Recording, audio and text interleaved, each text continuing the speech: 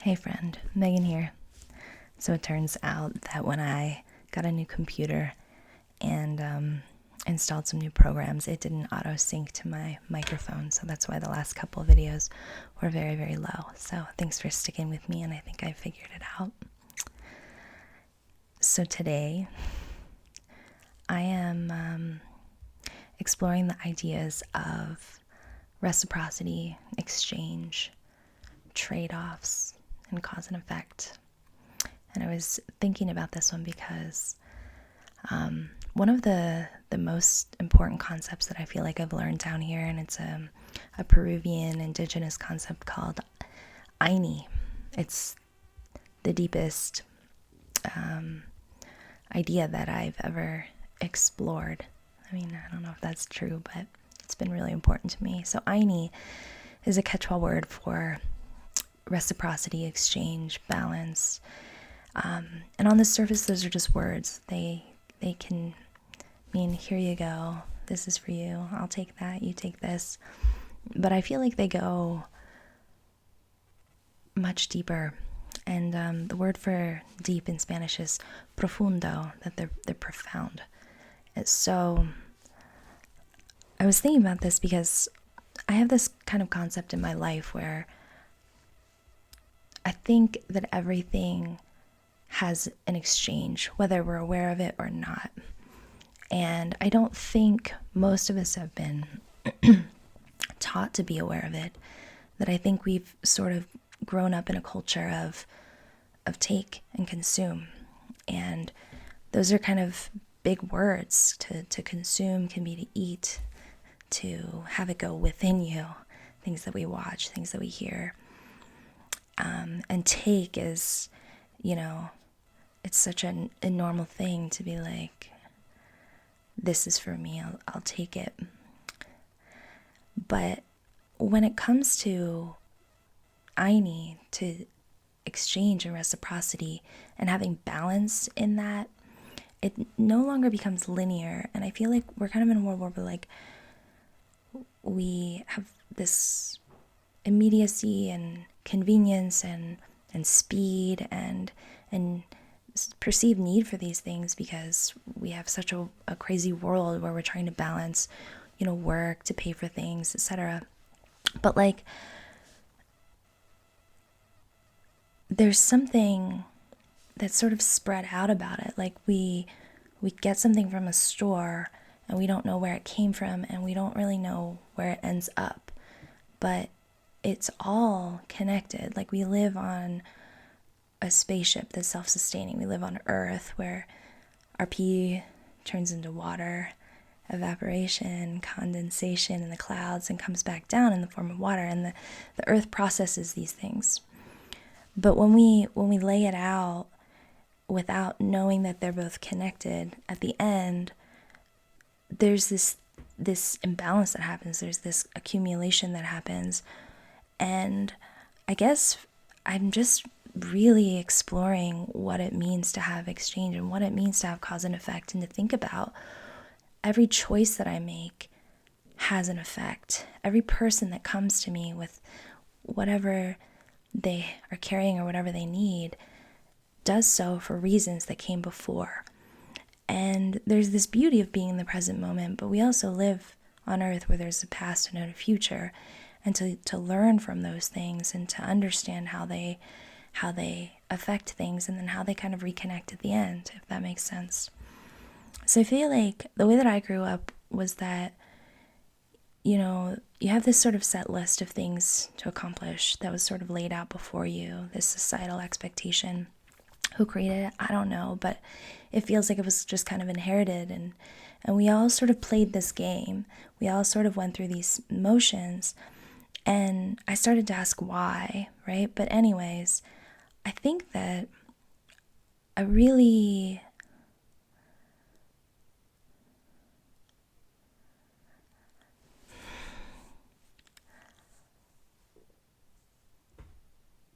was taught transaction. I was taught, here's this money, here's this thing you need, switch. But I didn't think about what came before, what it took to have those money, what the trade-offs were for that money was. And for me, it was working a job, jumping hoops, reacting, responding at work to get this money. And that was my energy and it was my time.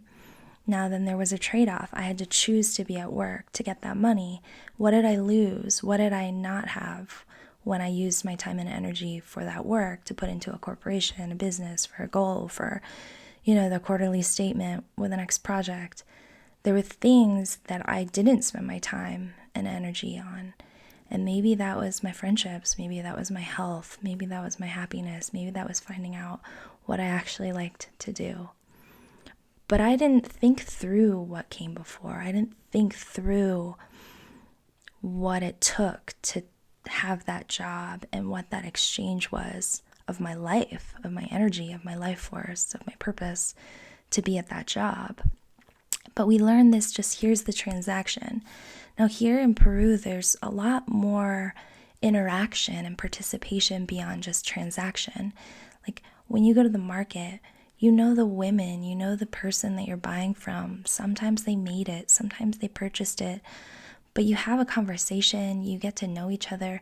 And then when you give them business, they give you what's called a yapa, which is like a little gift, a little bonus. That's like, thank you for your loyalty. Thank you for coming back. Like, I see that you could pick other people, here's a little piece of chocolate or fruit or whatever it is. And it's one of the things that I love about being here, that it's human, that you're really interacting with someone and you're participating in this exchange that's deeper than transaction. You get to know them.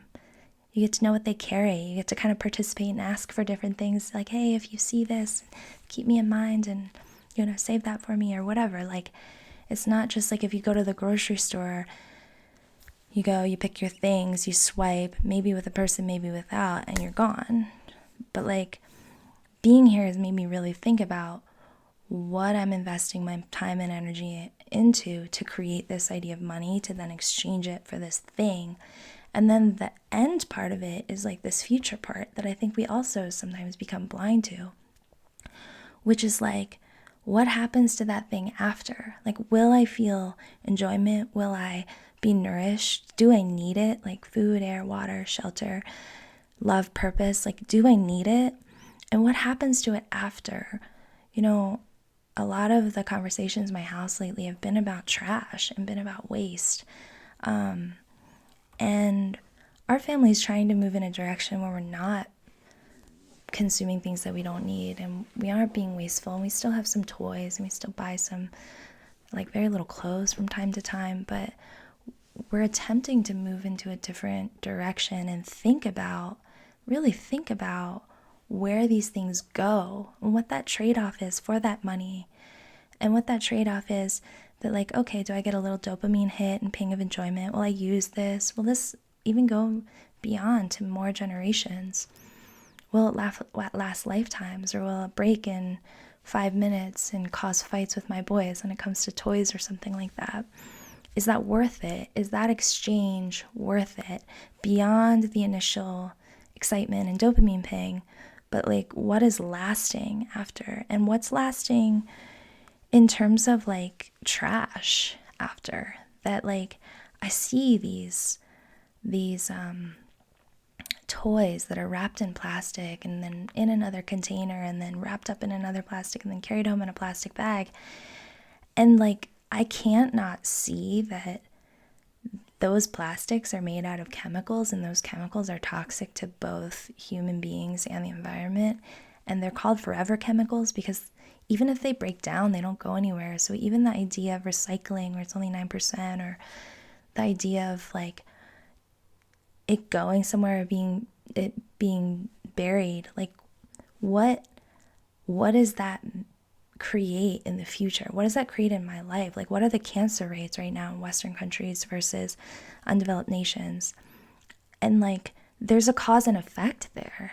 There's a cause that when we started using these petrochemicals for ease, convenience, quickness, that they just accumulated and lasted. And we think, oh, it won't affect me, or we don't really think through it. But like, they have effects, they have impact, they affect how we think, how we feel, and how long we're going to live sometimes. And so I don't mean to get so I don't mean this at all to like create shame or judgment about purchasing decisions. Like, I lived in LA and I would buy like nonstop without thinking.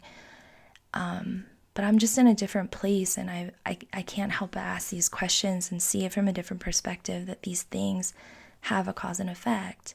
And then the other thing is that, okay, here's the future possibilities of what it creates: fights with my kids, lack of true satisfaction, just a quick adrenaline spike or dopamine hit, and then possible toxification of environment myself for generations to come. But then I also think back to, like, how did that thing get made? Who suffered? Like, who was putting that thing together, bent over a table, that they had to do a quota of 100? You know, what Amazon worker wasn't allowed to have a break because I needed this thing with one click? Who is getting paid minimum wage and like having to work 3 jobs so this could be this price? And so there's just pieces that I can see causing effects and impact going because of the purchase, and it goes outward. It's not so linear because there's so many other effects. You know, what had to be mined, transported, you know, how does that actually change our brain and the way that we process things? Like, if we become addicted to dopamine hits, I mean, shopping addiction is real. The reason I'm kind of spinning out about this is that I have these moments that I call LOL doll moments, because I had a client a couple years ago that asked me to do a book on a new property from Hasbro that was these little cats in a box that they were like the mystery blind toy thing. Well, like, I left society before Uber and before Chick-fil-A and before mystery boxes. Like, that's how long I've been like out of traditional Western modern society. So like, these things were like really new to me, and like, we don't watch TV, we don't watch movies anymore, really, unless it's like a really good one that we hear a recommendation. But we haven't watched anything for years. We don't have a TV. I download some shows for my boys from like the 70s and 80s, like Mr. Rogers and Berenstain Bears. Anyways, but like, we're really kind of far removed from society, and my day-to-day life looks very different than that. So I've been thinking about how like these two existing realities can exist on this planet simultaneously.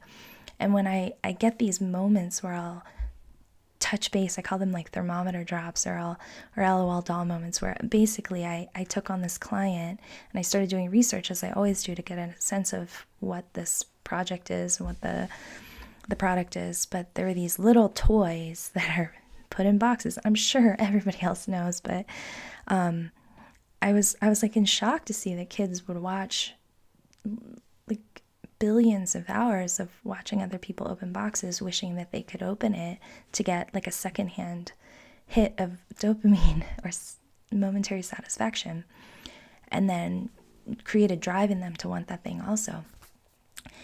And that there's like thousands of these properties now, from like cats to dolls, and I found this out like when I did the project, and I found out that it was like the first year they sold 2.5 million dolls. And the thing that like blew my mind was that in all the talk of like climate change and people yelling about straws and things like that, that like to see these bigger effects and movements out in the world, to see like a doll with 5 little plastic accessories and like wrapped in plastic, and each one wrapped in plastic, and then that in a box, and then that wrapped in plastic, was like kind of shocking to me, because I thought people knew that wasn't great to like create more plastic trash. I thought that was like a genuine movement. Like, you saw it all over social media, like, how dare you use a straw, you should just pick up your drink. But like, at the same time, there's trillions of these tiny little trinkets being pushed out, billions and billions of dollars spent on it, and like billions of hours watching it secondhand. And like when I think about consumption, like there's like 20 layers of consumption. And to be like, here's what the perfect little girl looks like with her million little accessories, and isn't she so pretty? And you need another one, and buy another one if you didn't get the whole set, and if you didn't get one more, buy another one. I mean, like, the reason I use dopamine hits a lot is because it literally trains the brain in addiction. Like, that's why we have a hard time stepping away from social media. Like, when we feel like a quick ping of dopamine, like our body goes, that felt nice, and I want another one. So like when we're training children the age of 4, 5, 6 years old to crave that from like a physiological level, I was just aghast. And I know that sounds really normal, and I don't mean to shame anybody for buying it, because I get when you're in that world and everybody's doing it, it just makes sense. And when your kid's screaming for it because the advertising is there, like, I really don't mean to judge it.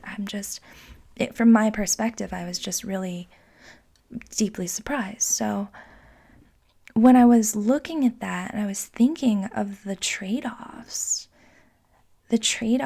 of like that child wanting connection with their parent, and the kid watching shows and what they could have been doing instead, and instead they wanted this thing.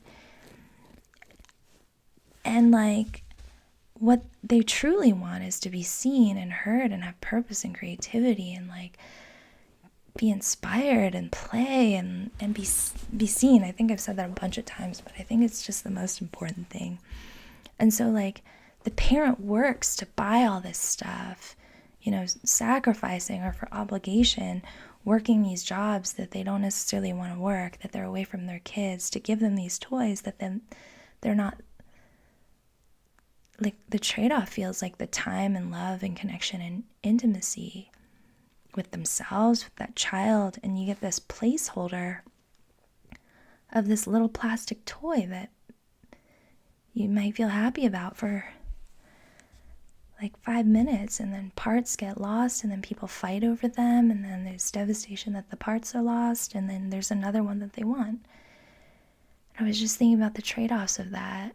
And the trade-offs of like, I've been doing a lot of cleaning up trash lately on the streets, because I saw there was this huge influx of trash.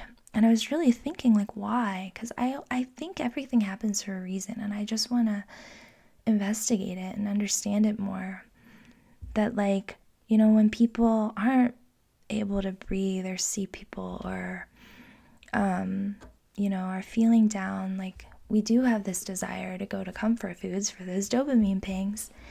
And then you get the snack culture, and you get the soda bottles and the little one-off snack containers that you buy at the convenience store or the gas station or the supermarket or wherever. And I was just like, this is the most trash I've ever seen. But like, I get it. Like, I get that people feel uncomfortable and they feel confused and disconnected. And so the body's training wants comfort and quickness, and they want it now, so that feeling will go away.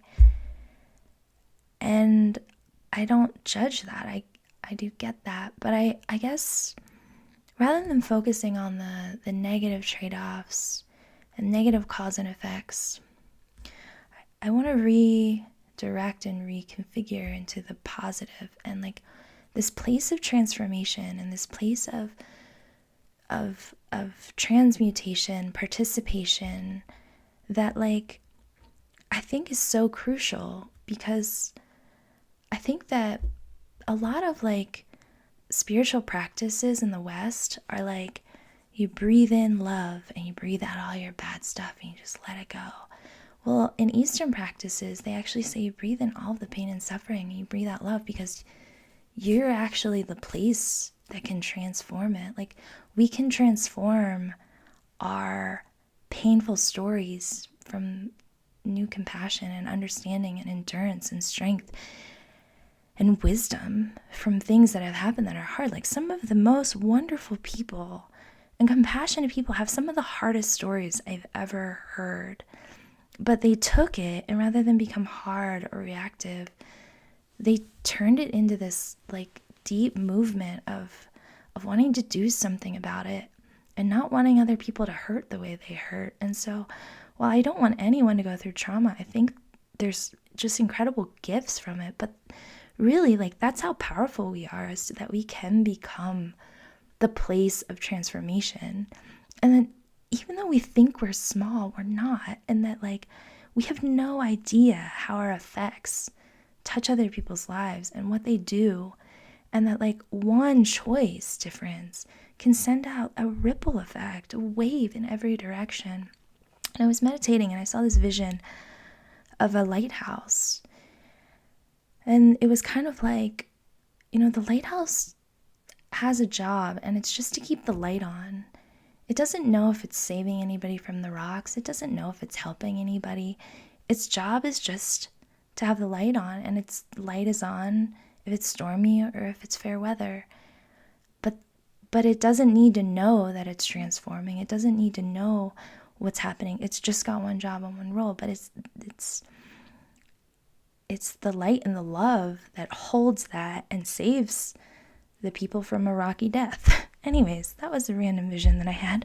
But I think that we don't understand our power to be a lighthouse for people. I think of people in my life and like real guardian angels that, like, with one act of kindness or like one seeing word or one hug, like, transformed my entire day or my entire outlook on life. And they didn't need to do that. They didn't feel obligated. They didn't want anything in return. They just happened to be aware and kind, and when they didn't have to. And that's how powerful we are to transform things, like to be that place of change, to be that place of, it doesn't have to be this way anymore, and it starts with me. And these things sound really cliche when I hear them coming out of my mouth, but there's just truth in the simplicity. And who decided they were cliches anyways? Who decided to put that label and slap it on as if it became meaningless when it didn't? So anyways, when we think about cause and effect, and we think about exchange, and we think about participation and ayni, how can we complete that circle, and how can we take responsibility to think past the moment, to think past the quick reflex or reaction, and go, why am I doing this? Who does this affect? Is this worth it? What does this do? And I think that if we do that, and we just do little tiny changes, little shifts, little choices, it doesn't have to be these big things.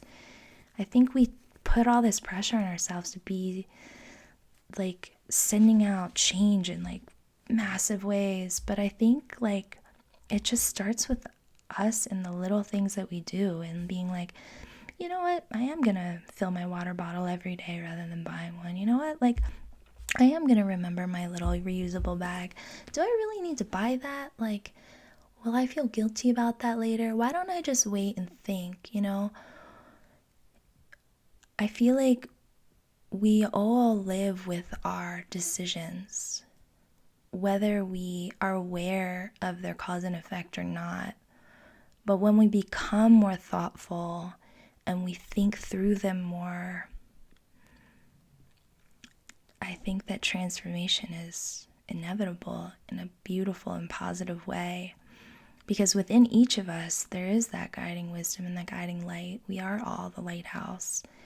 And so, I challenge you to ask some questions this week. And thanks for listening to me ramble. It was a little bit start and stop because it's such a big idea. And there's so many angles in which to look at it. So I appreciate you sticking with me through this really interesting monologue of what it is to participate in the world, knowing that we have the power to transform, and what it is to think through our actions and think about the consequences, results, and the impact that it has on ourselves, other human beings, and the earth that sustains us all. And those things seem so crucial to me, so basic, and yet I feel like we're not taught to think about them at all. So that's my little message for this evening.